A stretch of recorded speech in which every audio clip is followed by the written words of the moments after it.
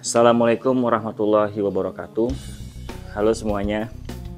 Izinkan saya untuk sedikit bercerita, memberikan penjelasan secara menyeluruh dari pihak saya atas berita-berita, ejekan dan hal negatif lainnya yang mengenai saya yang sedang beredar sekarang ini, yang membuat saya dan keluarga saya sedih dan kecewa.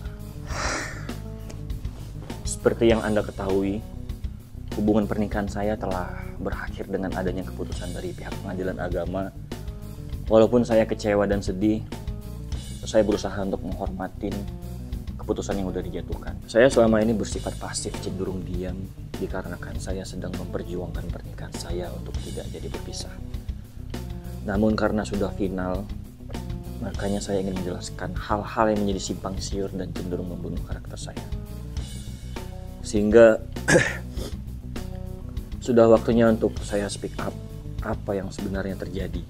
Apabila penjelasan saya di sini kurang baik atau nggak diterima oleh Anda semua, saya paham. Karena semua orang punya pengertian, punya pemahamannya masing-masing, dan saya hormatin. Tapi tolong diingat, saya sebagai manusia dan saya sebagai ayah dari seorang anak saya yang Masya Allah luar biasa, Syed Reva Aramuana, hanya ingin meluruskan dan menjaga marwah saya dan keluarga saya.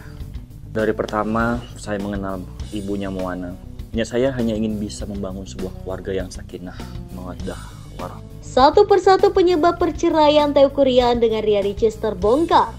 Masing-masing pihak kini saling mengungkit aib satu sama lain. Duda Ria Ricis itu kerap disebut mokondo atau hanya mengandalkan nafkah dari Ria Ricis. Saya bekerja, bukan pria yang maaf katanya kasar banget, mokondo, seperti yang disebutkan oleh para buzzer dengan akun-akun bodong yang menyerang semua sosial media saya. Teuku Ryan mengatakan pertama kali bertemu dengan orang tua dari Ria Ricis, ia mengaku masih aktif bekerja. Setelah menikah dengan Ria Ricis, ia justru berhenti dari pekerjaan yang selama ini dia tekuni. Saya pertama kali bertemu dengan ibunya anak saya dalam kondisi bekerja. Kemudian saya berhenti, pindah ke Jakarta dan untuk menikah dengan istri saya. Selepas menikah, Teuku Ryan tidak ingin berdiam diri. Sesampainya di Jakarta, dia langsung bekerja bersama Ria Ricis sebagai konten kreator. Dan langsung saya bekerja dalam ikatan pernikahan karena istri saya adalah seorang konten kreator.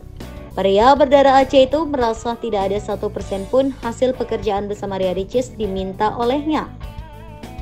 Semua hasil pekerjaan bareng kami, saya tidak pernah minta benefitnya. Tapi saya serahkan untuk kebutuhan keluarga kecil saya. Jak disebut mokondo, Teuku Ryan tidak menampik seluruh keluarga terkena dampak serangan dari netizen.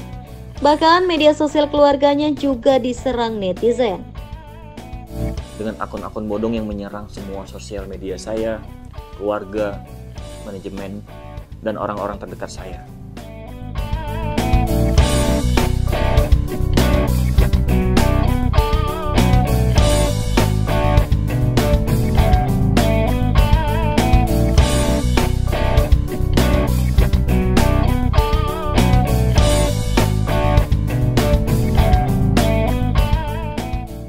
Ketika sampai di rumah, Ricis minta untuk mau di storyin, ternyata hampers tuh udah nggak ada lagi.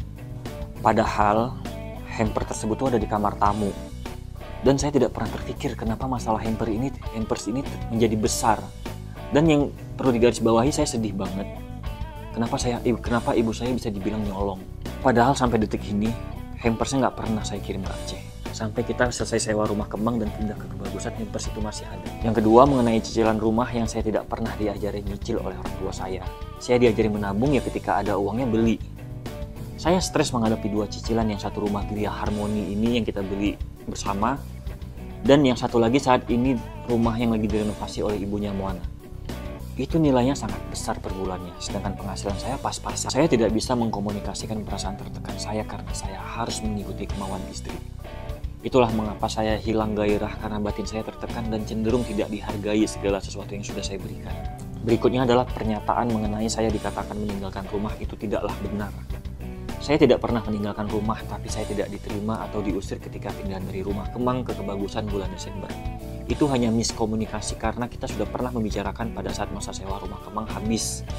kita membicarakan bahwa sebagian barang diletakkan di rumah Gria karena banyak banget barang-barang besar dan kecil yang nggak muat di rumah kebagusan untuk rumah sementara sebelum rumah yang direnovasi sekarang selesai. Jadi setelah beberapa hari sampai minggu saya tinggal di kebagusan setelah rumah sewa Kemang habis, saya dapat info dari asisten saya bahwa Mbak bilang barangnya Bapak disuruh angkat semua ke rumah Gria. Nah di situ saya karena melalui orang lain yang menyampaikan, saya jadi malu banget, jadi saya langsung aja pindah. Nggak bisa menahan diri karena itu bukan dari mulut istri saya langsung yang ngomong seperti itu. Mungkin kalau itu dari istri saya langsung saya bisa, maaf ada debat sedikit untuk mempertahankan, ya saya tidak keluar dari rumah itu gitu. Jadi yang membuat saya langsung angkat kaki adalah ketika orang lain yang menyampaikan bahwa kemauan istri saya jangan tinggal di rumah kebagusan itu. Dan asisten saya bilang itu sudah 3 kali disampaikan ke Mbak untuk mengangkat barang saya pindah ke Gria. Dan yang keempat kalinya baru asisten saya menyampaikan kepada saya kalau saya harus pindah di rumah Gria. Jadi saya tekankan sekali lagi, kalau saya meninggalkan rumah berbulan-bulan itu tidaklah benar.